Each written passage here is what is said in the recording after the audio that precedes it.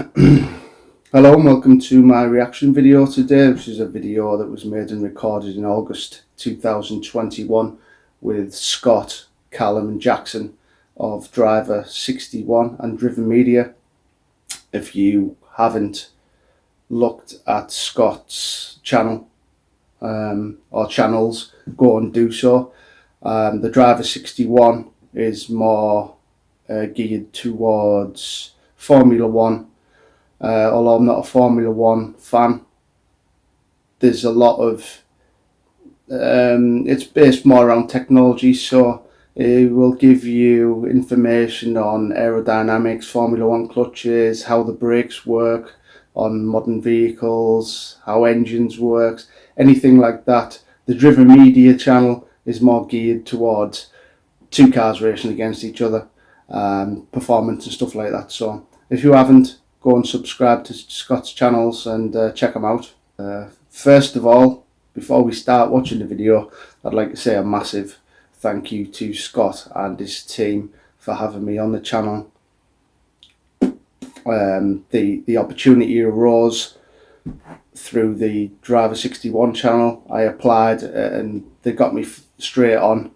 They were fantastic, put me very much at ease. I don't really like being in front of the camera. I sort of get a little bit of a brain fuzz, so he put me straight at ease straight away and said, look Jamie, we're not here to make you look stupid, we're here more for the cars. And they certainly didn't make me look stupid. There was plenty of opportunities to make me look stupid, but we'll get to that later on in the video. So I think we'll just crack on with it, really.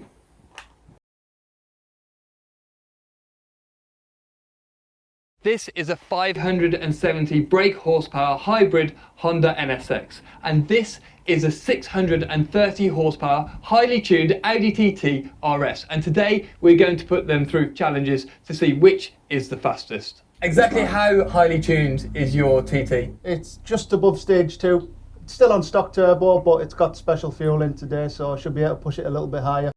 Yeah, so this bit I took quite a lot of flack for in the comments, really, because it was one of those moments where for some reason I just wasn't expecting him to ask me the spec. So when he said just how highly tuned is it, I had a complete brain fuzzle moment and I totally freaked out. So I just went stage 2 because that's what everyone would understand, but it was a little bit more than stage 2. So the full spec on the car is, at this point, it was it had the de-restricted turbo elbow, the Forged Motorsport unit. It had the Forged Motorsport intake pipe going to the turbo as well. It had a panel filter.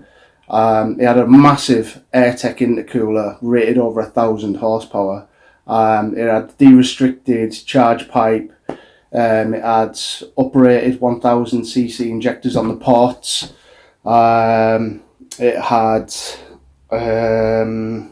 throttle body inlet,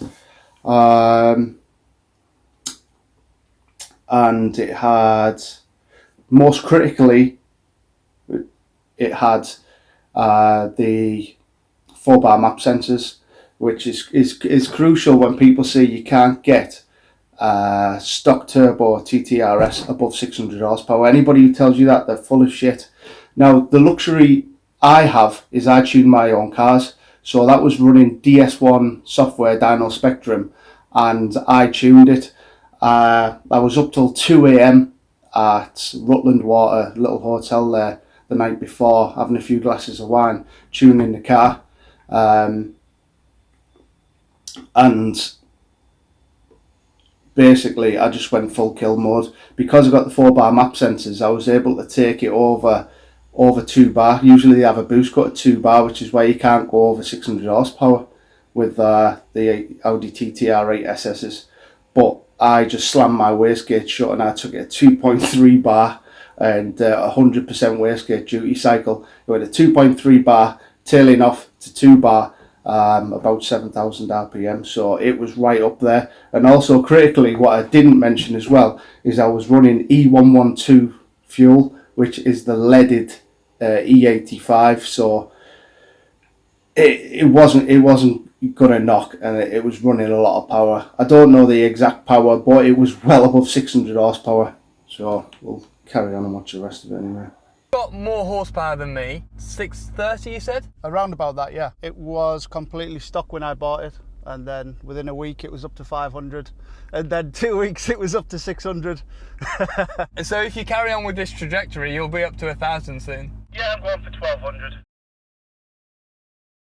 And it's going above 1200 horsepower now. The turbo I'm using at the moment is a G42 1200 Inconol turbine, billet compressor wheel, dual ball bearing. It's rated about 1200 horsepower at 45 psi. But on top of that, I'm going to be dumping in 200 horsepower nitrous on top of that as well, so it should be around 1400 horsepower in it. So. I've got 573, but this is a hybrid. 2 electric motors at the front, 1 at the back, and obviously the combustion engine as well. So I reckon with the 4-wheel drive, the battery power, the motor there, I'm going to get a really good launch. I think it's going to be a super close race. 5, 4, 3, 2, 1, go! That was good. But it's only on map 1.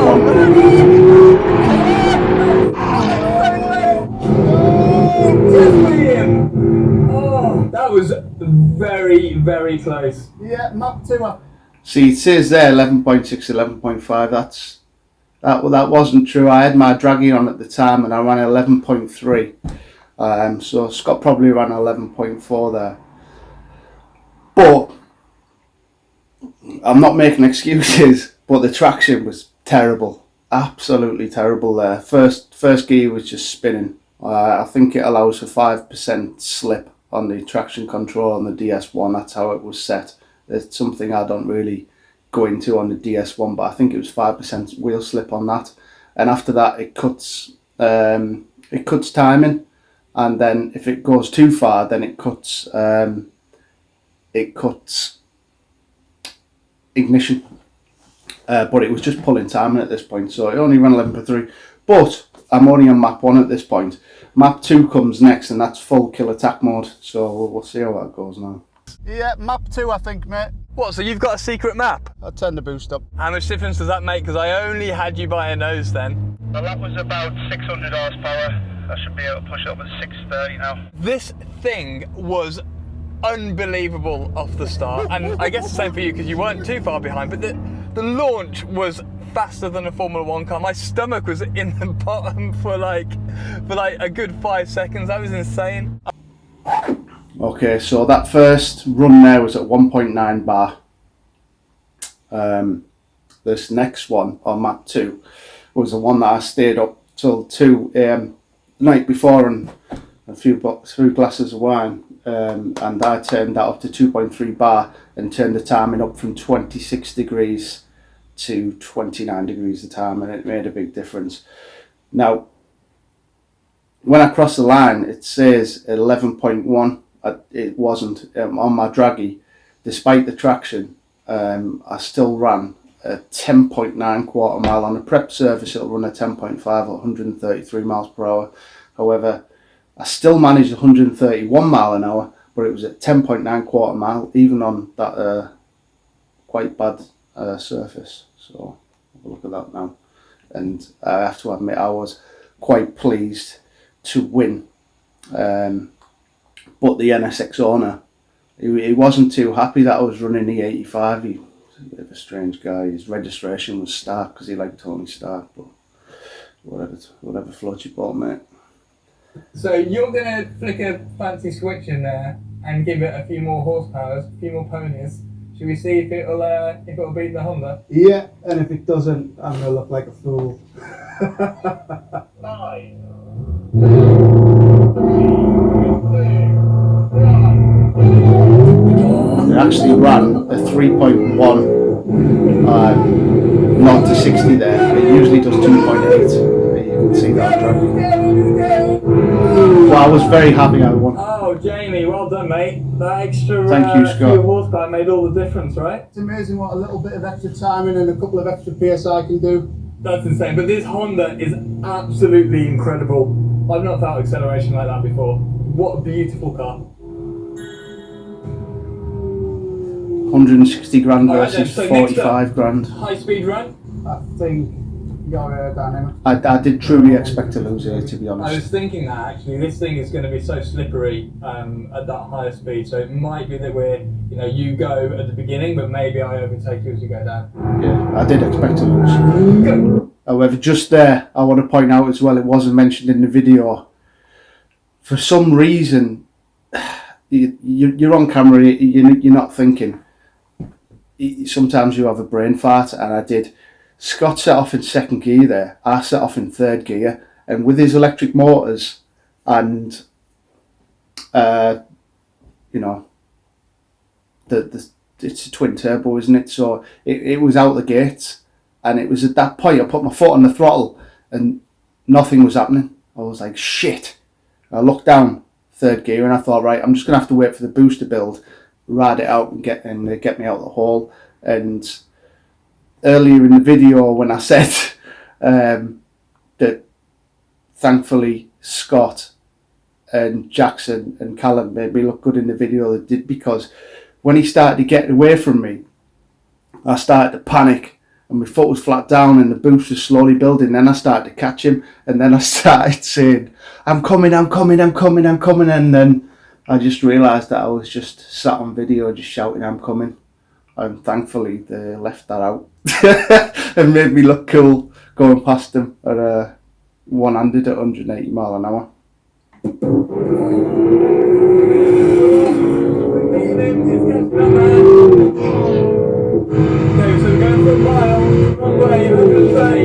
This is where I started catching him, and I was like, yes, I'm coming. 160, 170. Yes, I've got him. 175, 180, This point here, when I look back on the DS2 login software, I actually went past him at 194 miles per hour. And you've got to think that's a 1.2 mile stretch of road that we were racing on there. And back in the 90s, the Jaguar XJ220 set a world record for 189 mile per hour over 1.2 miles. And my car went 194 miles per hour at 1.2 miles. And the reason at the end of the video where it says, where I say, Jesus, that was intense, because we left it out the video, but slowing down from nearly 200 miles per hour, my brakes failed. They went right to the floor, and at 70 miles per hour, I couldn't slow down, so I had to just keep swerving to brush the speed off, and I nearly ploughed into the cornfield at the end of it. I just managed to stop, and that's why I say, God, that was intense, but it was intense as well. I shit myself. 8-pot 370mm Lamborghini Gallardo brakes come as standard fitment on that car, and they still weren't enough to stop that little car from nearly 200 miles an hour. So yeah, that's why I said it was intense, and it was. That's fast. That was intense. Mate. What did you get up to? I have no clue. I was just locked on where the cones were. But I did see over 180. If you want to come and drive in one of our videos on the Driven Media, I was quite comfortable sure going into the brake test, we'll be picking one just because of the size of the brakes that come as standard fitment on the car. So we've done they are the pretty straight line good. test. We know how much power these cars have got. We saw how close it was actually. Now we're going to test out the braking ability of these two cars. The Driving Association in the UK say that you need to be able to slow down. There was one point 70 you'll miles see an hour I did jump the zero brake. I think it is the second one I As jumped. you know, weight But you know, I didn't mean to do it, but apparently again the NSX owner was, oh, he's jumped the braking test. Dude, you're just having a laugh, mate. Chill out. You know what I mean? Yeah, your car's more expensive than mine. The TT beat me. We've still got a good distance before we I was get quite over the confident going into 75 this. metre threshold. So we tried at 80? 85? That's a big jump. All right, let's do 85. No. Sorry, Scott. Sorry, mate. Time, Jamie. But it did stop faster. Admittedly, Scott, I did jump that. I apologise. Oh, we've got a cheat. Right, let's boost it up to 95. Let's go another 10 miles an hour. Does that mean that we can safely do 85 miles an hour on the road now? You try and tell the government that, mate. Sorry, officer, but I've got very good brakes. It's fine. Oh, it still stopped before, and we are A little bit cut out there as well. The microphone flew off my waist and jammed under the brake pedal for that one, but I still stopped. Okay, Jamie, so on to the moose test.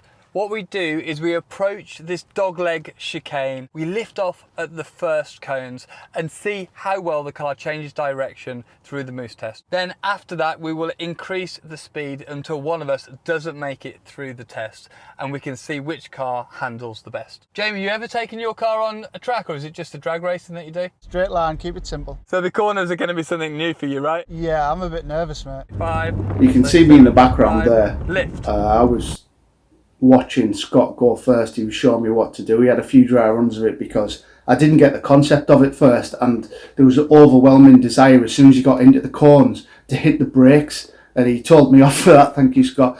But it's just, well, it's hard to get used to it. But I was surprised by how close the corners were. I mean, looking at my Audi TT, you wouldn't believe it, but it is really wide. I mean, it's no Lamborghini or R8, but it's got a really wide stance. It barely fits in my garage. So coming into that moose test, there was literally 6 inches either side of the wheel, and to get through those cones, it was quite intense. So I was sweating bullets for this one. But saying that, when I said I haven't really raced on track before, I've done go-kart racing with my mates. We used to have quite a few days where we go-kart racing around the track, so I'm quite well versed in going around the track and going around tight courses, but it's not something I've really done in a car. I did get to go around Elvington in Ferrari 360 once, which I didn't really like. That car was a bit shit, to be fair. It didn't have much downforce below 70 mile an hour. I didn't really like it. But other than that, for me, it's just been street racing, misspent youth when I was younger. Really, that's all the experience I have on the track. So it's mainly drag racing. But 37, 35, lift. And I made it through. now you can see here, we'll just pause that. You can see the speed difference if you look carefully between my car and the Honda NSX. Scott was holding a lot of speed through that moose test. Now, I don't know if anybody has ever held the flywheel from an Audi TTRS Dazza or an RS3 Dazza engine, despite it being a two-piece flywheel. It's very, very light. Now, that lends itself to very, very fast increase in engine speed, but crucially, it also lends itself to a very fast deceleration in engine speed. So I was able to get through the moose test relatively easy, because as soon as I took my foot off the accelerator, the revs would drop and the car was almost like just hitting a brick wall, because the revs would drop so fast and it'd slow the car right down. So by the time I got through the moose test, if you watch, I'm going a lot slower. So I had a lot of advantage here. It was easier than I expected. And lift. Oh, Yeah, Jamie, 40 is hard, man. I picked up some understeer in the second part of it. What's the speed Packed a couple difference? of cones, so it wasn't perfect. Might have to do 40 again because I struggled with that actually. See, I'm You almost tapped the stopping it. cone, but it actually looked like you got through pretty well. 5 miles per hour makes a lot difference.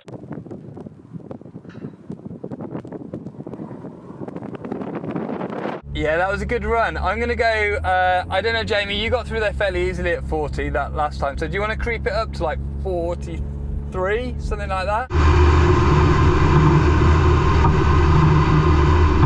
Yeah, it wasn't too bad. Is it starting to slide yet? Not yet, it may be just at the limit. It's a bit twitchy. 45. Yes! Did it again. Made it through at 45. Now, Scott was telling me the world record for this is 48 miles an hour, if I remember correctly, and that is held by a Citroen Zara or Citroen Xantia, because it's got that strange hydro suspension thing. So just a little interesting, non-interesting fact there for you. You've got to be so fast with the steering, but this thing just stuck that time. That was great. As soon as Scott said to me that the world record was held by a Citroen Zara and it was 48 miles an hour, he said, "What speed do you want to go through it?" I was like, 48 miles an hour.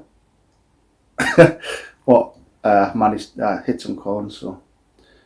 And Scott said that it's probably best we start at somewhere around 35 or something like that. So, but you always want to win, don't you?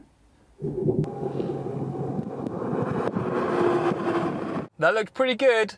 Did it start to slide? No, I think it's just a bit too quick for me, mate. Let's do one more in this Honda and see if we get through a little bit quicker. Lift. I remember watching this behind it going, oh shit. It had a big old slide then. Yeah, I saw the back step out. You want to try a little bit quicker, or do you think you're at the limit? I'll do 48.